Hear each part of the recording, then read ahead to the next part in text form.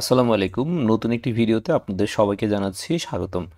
আজকের ভিডিওতে আমি আপনাদের সাথে আলোচনা করব যে ১১ থেকে ২০ গ্রেড সরকারি চাকরির লিখিত প্রস্তুতির জন্য গণিত থেকে কোন অধ্যায় বেশি গুরুত্বপূর্ণ এবং কোন অধ্যায় থেকে বেশি আসলে অঙ্ক এসে থাকে, এই বিষয়গুলো বিস্তারিত আমি আপনাদের সাথে আলাপ করব। এখানে মোট ৩ টা ভাগে আমি আপনাদের সাথে আলোচনা করব। সেটা হচ্ছে ১ম এ পাটিগণিতে কোন অধ্যায়গুলো বেশি গুরুত্বপূর্ণ, তারপর বীজগণিতের কোন অধ্যায়গুলো বেশি গুরুত্বপূর্ণ এবং জ্যামিতি ও ত্রিকোণমিতি থেকে কোন অঙ্কগুলো বেশি আসে এবং কোন বই আপনারা ফলো করবেন, সেই প্রত্যেকটা বিষয় আজকে আমি আপনাদের সাথে আলাপ করব। শুরু করছি ১ম এ পাটিগণিত দিয়ে। পাটিগণিতের ক্ষেত্রে সাধারণত যে অধ্যায়গুলো আমাদেরকে বেশি গুরুত্ব দিয়ে করতে হবে তার মধ্যে ১ম এ আছে শতকরা, তারপরে লাভ ক্ষতি,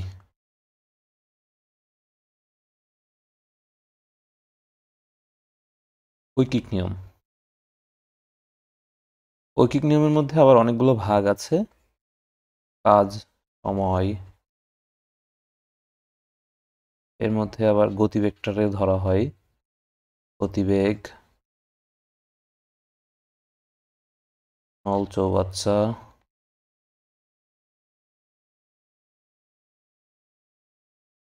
নৌকা স্রোত, এই বিষয়গুলো আপনাদেরকে দেখতে হবে। এরপরে যেটা আছে সেটা হচ্ছে সরল ও যৌগিক মুনাফা। সরল ও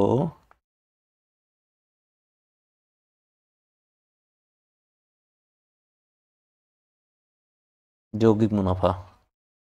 তারপরে যেটা আছে সেটা হচ্ছে পরিমাপ। এরপরে অনুপাত সমানুপাত থেকে মাঝে মাঝে প্রশ্ন এসে থাকে। অনুপাত সমানুপাত। তাহলে এগুলো বাদেও মাঝে মাঝে হচ্ছে লসাগু গসাগু থেকে তেমন প্রশ্ন আসে না, ভগ্নাংশ থেকে প্রশ্ন আসে।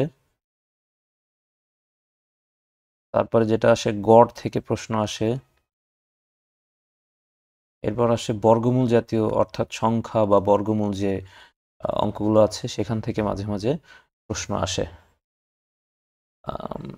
আরেকবার একটু রিভিশন দিই। গণিতের ক্ষেত্রে হচ্ছে শতকরা, লাভ ক্ষতি, ঐকিক নিয়ম, সরল যৌগিক মুনাফা, পরিমাপ, অনুপাত সমানুপাত, ভগ্নাংশ, গড়, বর্গমূল।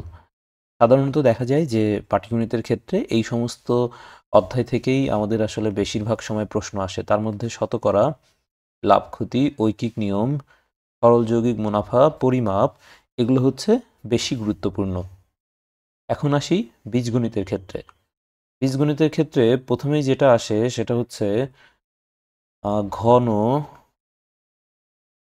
বর্গের সূত্রাবলী মান নির্ণয়। তারপরে যেটা আসে সেটা হচ্ছে উৎপাদকে বিশ্লেষণ। উৎপাদকে বিশ্লেষণ। এরপর সমীকরণ থেকে অঙ্ক আসে। বীজগণিতের সমীকরণ সমাধান, এগুলো থেকে অঙ্ক এসে থাকে। বীজগণিতের ক্ষেত্রে এগুলো আসে। মাঝে মাঝে দেখা যায় যে বীজগণিতের থেকে সরল, তারপরে হচ্ছে লসাগু, গসাগু, এগুলো থেকেও অঙ্ক আসে। সুতরাং এগুলো দেখে দিতে হবে। পাটিগণিতের ক্ষেত্রেও কিন্তু মাঝে মাঝে লসাগু গসাগু থেকে অঙ্ক আসে। সুতরাং এই লসাগু গসাগুটা একটু দেখে নিতে হবে। তাহলে বীজগণিত মোটামুটি এগুলো থেকেই আশা করি যদি ঠিকমতো সমাধান করা যায়, বিগত সালের প্রশ্ন বা যে কোনো একটা বই সিলেক্ট করে এক্ষেত্রে এগুলোর থেকে সমাধান করা যায় এবং পরীক্ষায় কমন পাওয়া যায়। জ্যামিতির ক্ষেত্রে হচ্ছে মূলত বেসিক জ্যামিতির সংজ্ঞা এগুলো থেকে আসে। আর ত্রিকোণমিতিটা আর কি, ত্রিকোণমিতি এটা আলাদা লিখেছি। ত্রিকোণমিতিটাও হচ্ছে বিভিন্ন পরীক্ষাতে প্রশ্ন এসে থাকে। ত্রিকোণমিতি থেকে প্রশ্ন আসে। আবার কোথাও কোথাও জ্যামিতির আসলে প্রমাণ আসে। নবম দশম শ্রেণীর বইয়ের কিছু জ্যামিতির প্রমাণ আছে, সেগুলো এসে থাকে। এখন আসুন যে বই আসলে কোন বই পড়বেন। বই আপনার যদি সময় থাকে তাহলে হচ্ছে নবম দশম বোর্ড বইটা দেখতে পারেন, এখানকার ম্যাথগুলো খুব কাজে দেয়। তারপরে হচ্ছে অষ্টম শ্রেণীর বোর্ড বইটা দেখতে পারেন। আর 11 থেকে 20 গ্রেডের জন্য সেলফ বা জবপিডিয়া ম্যাথ বুক, এটা যে কোনো একটা দেখতে পারেন।